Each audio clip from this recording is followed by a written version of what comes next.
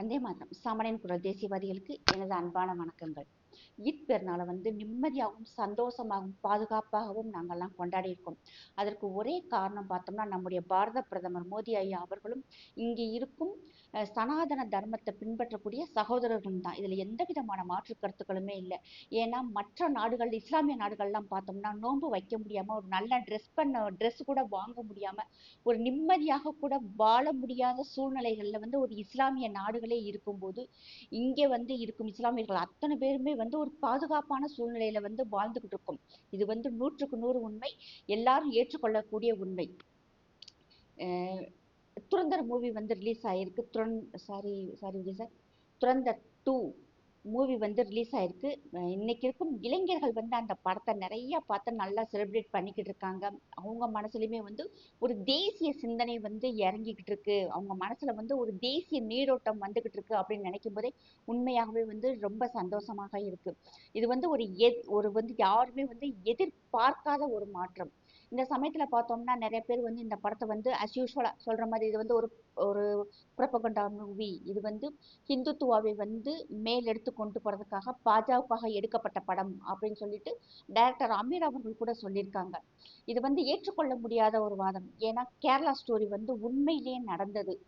First கேரளாவில் நடந்தது. Second part வட இந்தியா முழுக்க ஒவ்வொரு ஸ்டேட்ல நடக்கக்கூடிய விஷயங்களை அந்த டைரக்டர் மூவியாக எடுத்து பெண்களுக்கு ஒரு விழிப்புணர்வு கொடுக்கறதுக்காக எடுக்கப்பட்ட படம் தான் கேரளா ஸ்டோரி 2. அதே மாதிரி பார்த்தோம்னா ஏதாவது ஒரு படம் வந்தாலே எங்கிட்ட இருந்து தான் இவங்கெல்லாம் வர்றாங்கன்னே தெரியல. கேரளா ஸ்டோரி பொய், காஷ்மீரி ஃபைல்ஸ் பொய், அதே மாதிரி பார்த்தோம்னா உதய்பூர் ஃபைல்ஸ் பொய். ஒவ்வொரு மூவி வெளியே வரும்போதுமே பார்த்தோம்னா இவங்களுடைய அட்டகாசம் அளவுக்கு மீறி போய்கிட்டு இருக்கு. நீங்களாம் எந்த காலத்துல வாழ்ந்துகிட்டு இருக்கீங்கன்னே தெரியல. இன்னைக்கு கூகுள்ல போய் நம்ம ஏதாவது ஒரு விஷயத்தை பத்தி கேட்டோம்னா வித்தின் செகண்ட் அவ்வளோ டீட்டெயில்ஸுமே கொடுத்துருது. அதெல்லாம் நீங்க பார்க்க மாட்டேங்கிறீங்களா? நீங்க வேணா பார்க்காம இருக்கலாம். ஆனா இன்னைக்கு இருக்கும் இளைஞர்கள் காஷ்மீர் ஃபைல்ஸ்னா என்னன்னு சொல்லி உடனே போட்டு பார்த்துடுறாங்க. மக்களுக்கு இவ்வளவு தூரம் கஷ்டப்பட்டிருக்காங்களே அப்படின்னு சொல்லிட்டு இன்னைக்கு எல்லாருக்கும் புரிய ஆரம்பிச்சிருக்கு, நான் உட்பட. ஏன்னா இதுக்கு முன்னாடி வெறும் பேப்பர்ல மட்டுமே நம்ம எல்லா விஷயங்களையும் பார்த்துக்கிட்டு இருந்தோம்.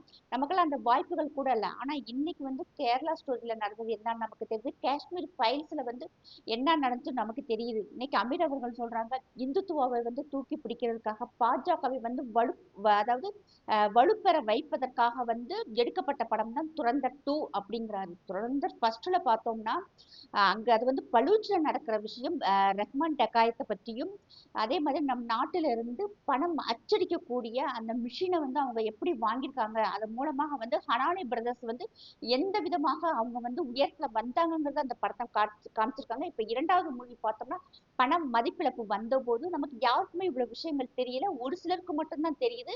பட் சென்ட்ரல் கவர்மெண்ட் நிறைய நல்ல விஷயங்களை செய்யுது. அதை மக்கள்கிட்ட கொண்டு அவங்க ரீச் பண்ண மாட்டேங்கிறாங்க. மக்கள்கிட்ட அதை கொண்டு சேர்க்க மாட்டேங்கிறாங்கிறதுல எல்லாருக்குமே ஒரு கோபம் இருக்கத்தான் செய்யுது, நான் உட்பட. ஏன்னா இவ்வளவு ஒரு நல்ல விஷயம் நடந்திருக்கு. நம்ம நாட்டுல பணம் மதிப்பிழப்பு கொண்டு வராட்டினா பாகிஸ்தான்காரங்க நம் நாட்டினுடைய பணம் அடிக்கக்கூடிய மிஷினை வாங்கி கிட்டத்தட்ட 60,000 கோடி ரூபாய்க்கு உத்தரப்பிரதேசம் வழியாக கொண்டு உத்தரப்பிரதேச எலெக்ஷனவே முடக்கிறதுக்காக எல்லா வேலைகளும் செஞ்சாங்க. அதுதான் உண்மை. அந்த விஷயத்தை நம்முடைய சென்ட்ரல் கவர்மெண்ட் ஓப்பனா சொல்லிருக்கலாம், பட் சொல்லல. ஆனா இன்னைக்கு அந்த படம் மக்கள்கிட்ட கொண்டு சேர்க்கும் போது எல்லாருக்கும் ஒரு பிரமிப்பாக இருக்குவோ, மோடி ஐயா இதனாலதான் பணம் மதிப்பிழப்பை கொண்டு வந்தாரா அப்படின்னு சொல்லிட்டு. அது மட்டும் நடக்காம இருந்திருந்தா இன்னைக்கு இந்தியா உலகிலேயே மிகவும் பிச்சை எடுக்கக்கூடிய நாடாகத்தான் இருந்திருக்கும். அந்த அளவுக்கு நம் நாட்டை பாகிஸ்தான் அழிச்சிருப்பாங்க. ஒரு பொதுக்கூட்டத்துல மோடி ஐயா சொல்றாங்க, பாகிஸ்தான் உடனே நான் பிச்சை எடுக்க வைப்பேன்னு சொன்னாரு.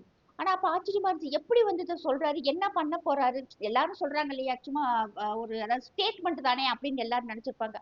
ஆனா அவர் சொல்லி கொஞ்ச நாள்லயே பார்த்தோம்னா நம் நாட்டுல பணம் மதிப்பிழப்பை கொண்டு வர்றாங்க.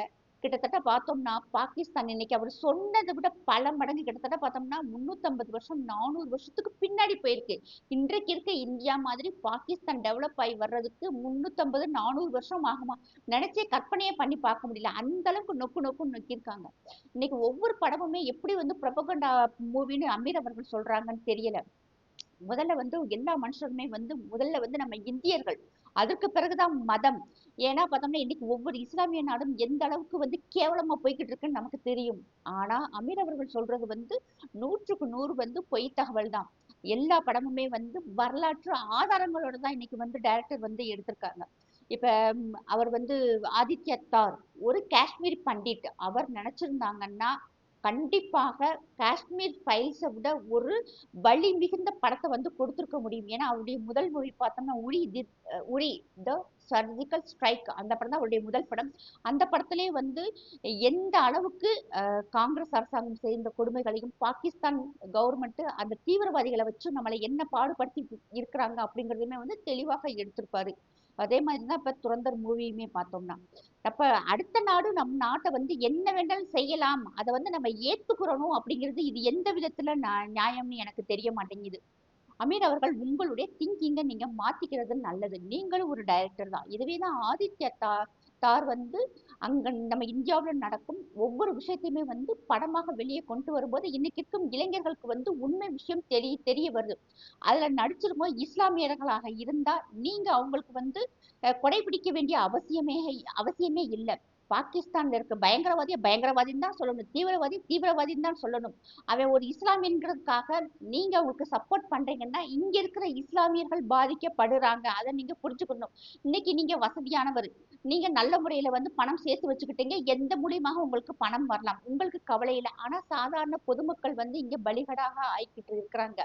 ஆனா அதை வந்து நீங்க புரிஞ்சுக்கணும். ஏன்னா ஆதித்ய தார் வந்து துரந்தர் சாரி சார், ஆதித்யா தார் அவர்கள் துரந்தர் படத்துல சொல்லப்பட்ட விஷயங்கள் அத்தனையுமே உண்மை. இத பாகிஸ்தான் மீடியாவே ஒத்துக்கிருச்சு. அதே மாதிரி பலூச் மக்களுமே வந்து ஆமா இங்க நடந்தது எல்லாமே உண்மைதான், ஹனானி பிரதர்ஸ் இந்த அளவுக்கு தான் பண்ணாங்கன்னு. ஒண்ணுமில்ல மக்களே, இப்ப நீங்களே போய் யூடியூப்ல போய் இந்தியன் கரன்சி இன் பாகிஸ்தான் போட்டு பாருங்களேன். நம்மளுடைய பணம் அந்த நாட்டு குழந்தைகள் ட்ரை சைக்கிள்ல கொண்டு போவாங்க. அது நிறைய பேர் நீங்க வீடியோ பார்த்திருப்பீங்க.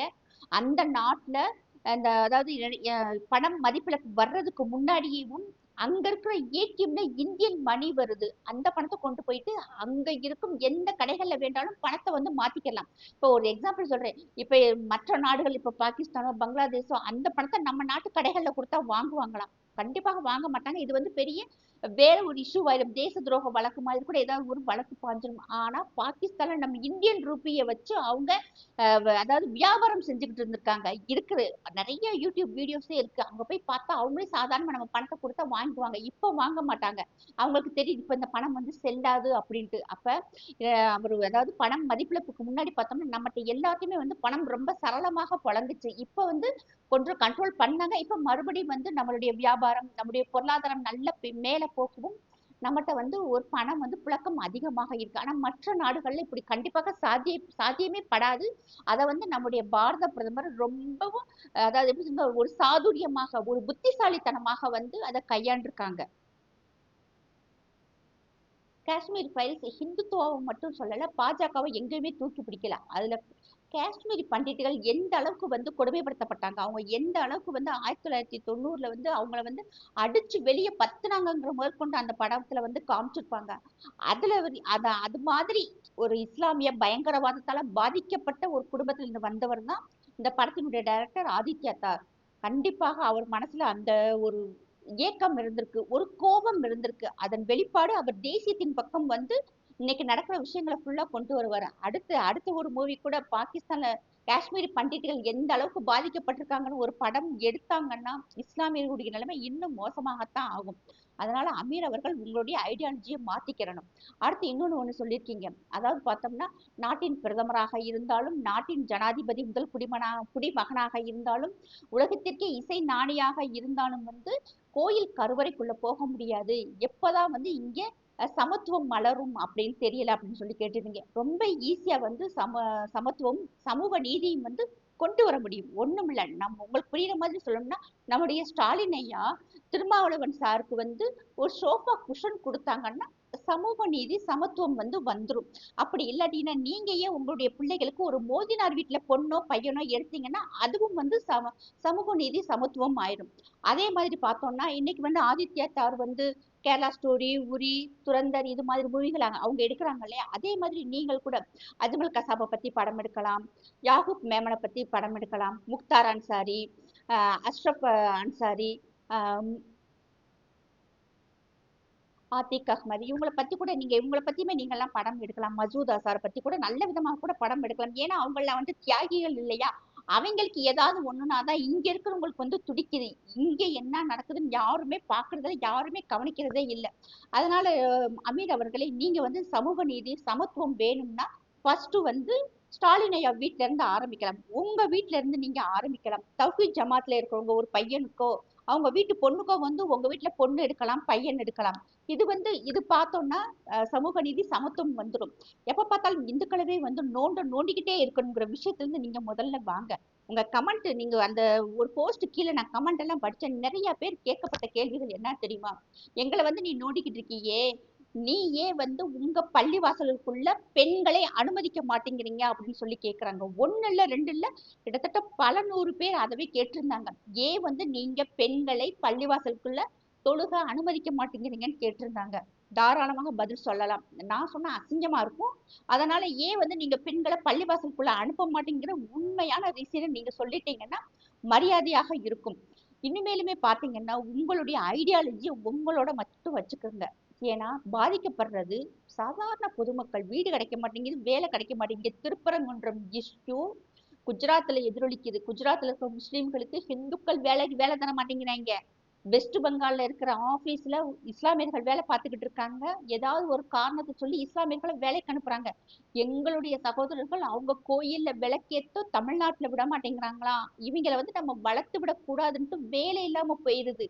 நிறைய பேர் இவங்க நம்மள வாழ விட மாட்டேங்கிறாங்கன்னு சொல்லிட்டு அவங்க எல்லாம் சனாதன தர்மத்துக்கு வந்து உத்தரப்பிரதேச மத்திய பிரதேசல எல்லாம் வந்து மதம் மாறிக்கிட்டு இருக்காங்க. இப்ப வந்து ஹிந்து மக்கள் வந்து அவங்களுடைய மக்களை காப்பாத்துறதுக்காக போராடுறாங்க இல்லையா? ஆனா நீங்க வந்து என்ன செஞ்சுக்கிட்டு இருக்கீங்க? இங்க இருக்க இஸ்லாமியர்கள் கூட அடிச்சு துரத்தி விட்டுக்கிட்டு இருக்கீங்க. அதுதான் நடந்துகிட்டு இருக்கு. அதனால நீங்களும் ஒரு டைரக்டர், ஒரு படத்தை வந்து ஒரு டைரக்டர் எடுக்கிறது அவ்வளவு சாதாரண விஷயமாக இல்லை. அது மட்டும் இல்லாம அவங்க வேலையை அவங்க தான் செய்யணும். உங்க வேலையை மட்டும் நீங்க பாருங்க. கோயில் கருவறைக்குள்ள யாரு போக முடியுங்கிறது அந்த மக்கள் முடிவு பண்ணிக்கிறட்டும். நீங்க முடிவு பண்றதுக்கு நீங்க யாரு? உங்களுக்கு இந்த வேலையும் இந்த விஷயமே தேவையில்லாதது. நான் வந்து படம் எடுக்க முடியாது, நீங்க போய் ஹாஸ்பிட்டல்ல இருந்து டாக்டர் பாக்குற அறுவை சிகிச்சை செய்ய முடியாது. அது மாதிரி அதுக்குன்னு படிச்சிருக்கிறாங்க, அதுக்குன்னு இருக்கிற ஆட்கள் மட்டும்தான் வந்து அந்த வேலையை செய்ய முடியும். 27ஆம் கிழமை லைலத்துல் கதிர் இரவுல வந்து நீங்க வந்து ஜமாத்ல வந்து நீங்க தொழுக வச்சிருக்க முடியுமா? ஏன்னா அதுக்கும் வந்து நீங்க ஓதி இருக்கணும், குரான மனப்பாடமா தெரியணும். மற்ற சூறாக்கள் எல்லாமே உங்களுக்கு தெரிஞ்சிருந்தா மட்டும்தான் நீங்க வந்து முன்னாடி நின்று எல்லாரையும் தொழுக வைக்க முடியும். நீங்களுமே சாதாரண ஒரு மனுஷன் மாதிரி 100 பேரோட 101வது ஆளா நின்றாக்க நீங்களுமே தொழுக நடத்திருக்கீங்க. அந்த போட்டோஸ்மே வந்து சமூக வலைதளத்துல வந்திருக்கு. அதனால அவங்கவுங்க வேலையை அவங்கவுங்க செஞ்சுக்கிறட்டும். சும்மா சும்மா நீங்க அவங்கள பிடிச்சி நோண்டிக்கிட்டு கேவலப்படாதீங்க, அசிங்கப்படாதீங்க. அவ்வளவுதான் நான் சொல்ல முடியும். மக்களே, நம்ம தான் நல்லா புரிஞ்சுக்கணும். நேற்று வரைக்கும் எதுக்குமே வாயை திறக்கல. தொடர்ச்சி அந்த 2 மாசமா பார்த்தோம்னா டெய்லி கற்பழிப்பு. ஒரு நாள் கூட நிம்மதியாக பெண்களோ ஆண்களோ யாருமே வாழ முடியாத சூழ்நிலைக்கு இன்னைக்கு ஆட்சியாளர்களுடைய ஆட்சியினுடைய அவலம் இருக்கு. இத பத்தி வந்து அமீர் அவர்கள் ஒரு வார்த்தை திறக்கல. ஆனா இன்னைக்கு வந்து பார்த்தோம்னா ரொம்ப சாதாரணமாக வந்து பேசிக்கிட்டு இருக்காரு. ஏதாவது ஒரு இப்ப அவங்களுக்கு நல்லா தெரிஞ்சுக்கிடுச்சு. இந்த முறை வந்து அவங்க ஆட்சிக்கு வர முடியாதுன்னு சொல்லி 100% அவங்களுக்கு நல்லா தெரியுது. அதனால வந்து எதையாவது சொல்லி நம்ம ஒரு மக்களுக்குள்ள வந்து ஒரு குழப்பமான ஒரு மைண்ட் செட்டுக்கு கொண்டு வர பாக்குறாங்க. இந்த நடிகர் நடிகை கூத்தாடிகளை வச்சு ஏதாவது வந்து பேச வைக்கிறது. ஏன்னா நம்மளுடைய அட்டென்ஷன் எல்லாமே அவங்க பக்கம் போயிடும் இல்லையா? அது மாதிரி கொண்டு வந்துடுறது. இல்லாட்டி ஹிந்தியை பிடிச்சி தொங்கிக்கிட்டு இருப்பாங்க. ஹிந்தியை பிடிச்சி தொங்குறதுல இப்பதான் ஒரு ஆள் உசுர விட்டுருக்காரு. மக்கள் அதை திரும்பி கூட பார்க்கல. அப்படின்னு போய் தொலைங்கிற மாதிரி எல்லாருமே விட்டுட்டாங்க. அதுவும் புஸ்வானம் ஆயிடுச்சு. பெரியார் மன்னன், பெரியாரே மன்னன் எல்லா மக்களும் தூக்கி போட்டுட்டாங்க. இப்ப பராசக்தி வந்துச்சு, பராசக்தி யாருமே பாராம விட்டுட்டாங்க. அது அந்த அளவுக்கு போய் விட்டுருச்சு. அதனால இவங்க என்ன பண்றாங்கன்னா இன்னைக்கு பார்த்தோம்னா எல்லா மீடியாவும் அவங்களுடைய கைகள்ல வச்சுக்கிட்டு பொய்யான தகவல்களா கொடுத்துட்டு மக்களை வந்து மடைமாற்றம் பண்றாங்க. ஆனா இன்னைக்கு பெண்கள் வந்து உண்மையிலேயே வந்து தெளிவாக இருக்கிறாங்க. நீ என்ன வேண்டாலும் கூட நாங்க வாங்கிக்கிறோம், ஓட்டை வந்து நாங்க மாற்றி தான் போட போறோம். ஏன்னா இன்னைக்கு வந்து மக்களுக்கு பாதுகாப்பாக இருக்கக்கூடிய ஒரே கட்சி வந்து இன்னைக்கு என்டிஏ கூட்டணி தான்ட்டு மக்கள் பெரும்பாலும் பெண்கள் உணர ஆரம்பிச்சிட்டாங்க. ஏன்னா வீட்டுல இருக்க ஆம்பளைங்க வந்து சரியா வேலைக்கு போகாம குடிச்சிட்டு படுத்து கிடக்கான் வீட்டுல. அதை பத்தி ஒரு நாள் ஒரு பொழுது இந்த அமீரெல்லாம் வாயை திறந்து பேசல.